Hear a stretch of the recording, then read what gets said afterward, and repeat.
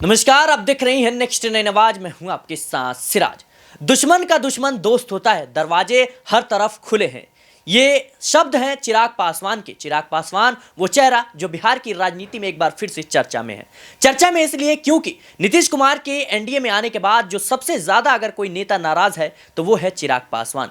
चिराग पासवान की मुश्किलें बढ़ गई हैं क्योंकि एक तरफ सीट बंटवारे को लेकर पहले से ही वो संघर्ष कर रहे थे और दूसरी तरफ अब जेडीयू का एनडीए में आना एक बड़ा, कह सकते हैं, बुरी खबर है चिराग पासवान के लिए, क्योंकि कहीं ना कहीं चिराग पासवान की पार्टी अभी विस्तार करना चाहती है अपने राज्य में, जो बिहार राज्य है उसमें, लेकिन अब उसमें डाका डाल दिया है नीतीश कुमार ने।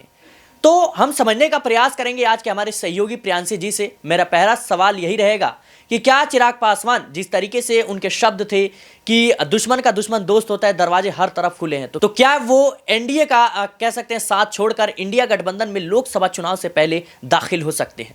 देखिए, जिस तरह से चिराग पासवान ने जवाब दिया है, नीतीश कुमार के साथ उनकी तल्खी देखने को मिली है एक वक्त, और आज के समय में देखा जाए अब जो वह कहते हुए नजर आ रहे हैं, इस बात के वाकई में कई सियासी मायने निकाले ही जाएंगे कि दरवाजे हर तरफ खुले हुए हैं। यानी कि चिराग पासवान यहां पर साफ तौर पर संकेत दे दिए हैं कि आने वाले समय में अगर उन्हें कोई प्रस्ताव या ऑफर मिल जाता है तो वह रुक करना क्यों नहीं चाहेंगे। जाहिर है कि उनकी पार्टी को जहां से भी मजबूती मिलेगी, जहां से भी उन्हें विकास की उम्मीद नजर आएगी, तो उस पार्टी को वह आगे बढ़ाने के लिए एक फैसला लेते हुए नजर आएंगे। क्योंकि आगामी लोकसभा चुनाव में हम देख रहे हैं 16 सीटों पर अगर जेडीयू की पकड़ है, 16 सांसद हैं जेडीयू के, 17 बीजेपी के हैं, 1 पर कांग्रेस है, और ऐसे में चिराग पासवान भी तमाम सीटों पर चुनाव लड़ना चाहते हैं। अगर सीट शेयरिंग यहां पर उस हिसाब से नहीं होती है जिस हिसाब से जनशक्ति पार्टी भी चाहती है, और ऐसे में अगर नहीं होती है तो जाहिर है कि चिराग पासवान को एक बड़ा ऑफर मिल सकता है। क्योंकि उन्होंने कहा था कि मैं 23 सीटों पर चुनाव लड़ सकता हूं अगर बात नहीं बनी तो। देखिए, अगर यहां पर 23 सीटों पर चुनाव लड़ने की वह बात कर रहे हैं, बात यहां पर जीतन राम मांझी की ले लीजिए। कांग्रेस की तरफ से उन्हें बार बार ऑफर दिए जा रहे हैं, संपर्क किया गया राहुल गांधी की तरफ से,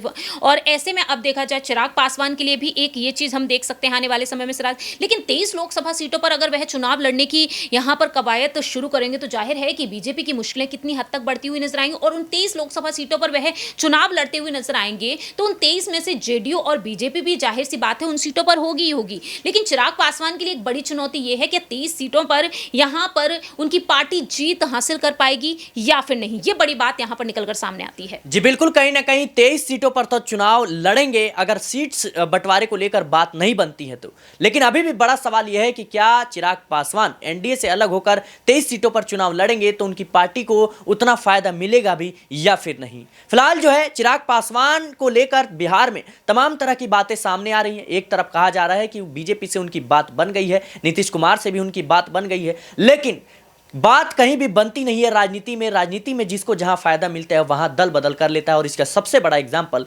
बिहार जैसा राज्य है। फिलहाल चिराग पासवान को लेकर आप क्या सोचते हैं, हमें कमेंट बॉक्स में जरूर बताएं। देश और दुनिया की तमाम खबरों के लिए बने रहें नेक्स्ट नाइन आवाज के साथ।